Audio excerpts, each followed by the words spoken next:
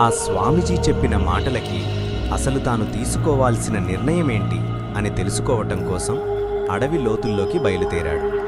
ఆ క్షణం ఒక నిర్మానుష్యంగా ఉన్న అడవిలో మార్గం మధ్యలో దీపాల వెలుగులు. ఆ వెలుగులు తన రాకని గమనించినట్టు నిశ్శబ్దంగా చిన్నవి అయి చూస్తూ ఉన్నాయి. అంతలో ఆ యువకుడికి ఒక స్వరం వినిపించింది. నీ కుటుంబం ఇంకా ఇక్కడే ఉంది. వాళ్ళను విడుదల చెయ్యాలంటే నువ్వొక నిర్ణయం తీసుకోవాలి. ఆ స్వరం వినిపించిన క్షణంలో అడవి లోతుల్లో ఉన్న దీపాలు ఒక్కొక్కటిగా ఆరిపోయాయి. చెట్ల నీడలు యువకుడిని చుట్టుముట్టాయి. యువకుడి గుండె దడదడా కొట్టుకుంది. తన చేతి గడియారాన్ని చూశాడు. 12:11. ఇప్పటికీ అదే. అతడు భయంతో అడిగాడు, ఏ నిర్ణయం? వాళ్ళు ఎక్కడున్నారు? అసలు మీరు ఎవరు అని అడిగాడు. ఆ క్షణం ఒక స్వామీజీ తన ముందు నిలబడి ఉన్నాడు. ఆ స్వామీజీని చూసిన ఆ యువకుడి శరీరం మొత్తం వణికిపోయింది. స్వామీజీ, నాయనా, నన్ను చూసి భయపడకు. నేను చెప్పే విషయం జాగ్రత్తగా విను. ఇది అడవి కాదు, ఇది కాలం ఆగిపోయిన చోటు. నీ ప్రశ్నలన్నింటికీ సమాధానం ఇక్కడే దొరుకుతాయి. మొదట నీకు నీ జీవితంలో జరిగిన 2 పెద్ద విషయాలు నేను చూపిస్తాను. అలా అనగానే అడవి చెట్ల మధ్య ఒక్కసారిగా పాత బస్సు లైట్లు మెరిపించాయి. అదే బస్సు, అదే సీటు, అదే సమయం. అప్పుడే దృశ్యం మారింది. బస్సు ప్రమాదం, చీకటి, కేకలు.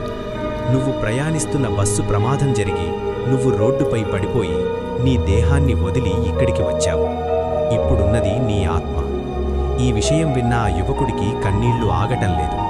స్వామి, నేను పగలు రాత్రి నా లక్ష్యాన్ని చేరుకోటానికి ఎంతగానో కష్టపడి నా కుటుంబంతో సంతోషంగా ఉండాలి అని, వాళ్ళని ఏ కష్టం లేకుండా చూసుకోవాలని ఆశపడ్డాను. దేవుడు నాకే ఎందుకిలా చేస్తున్నాడు?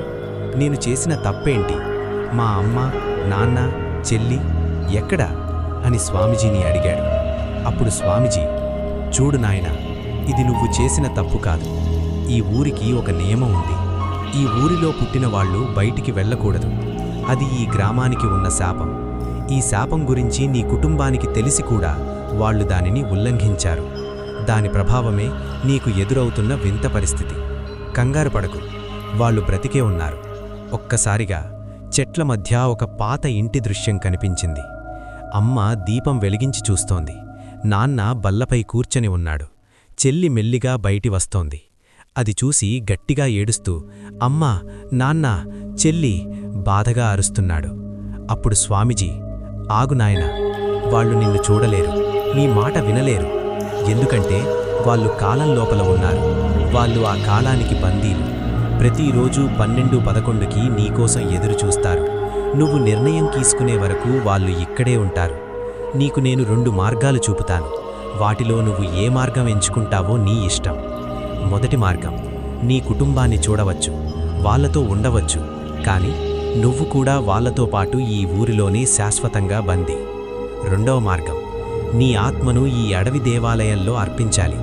ఊరు శాపం తెగుతుంది, నీ కుటుంబం విడుదలవుతుంది, కానీ నీ ఉనికి పూర్తిగా మాయమవుతుంది. నీ పేరు, నీ ముఖం, నీ జ్ఞాపకం అన్నీ కాలంలో కలిసిపోతాయి అని స్వామీజీ చెప్పటంతో యువకుడి కళ్ళులో నీళ్లు, తన చిన్నప్పటి జ్ఞాపకాలు మెదిలాయి.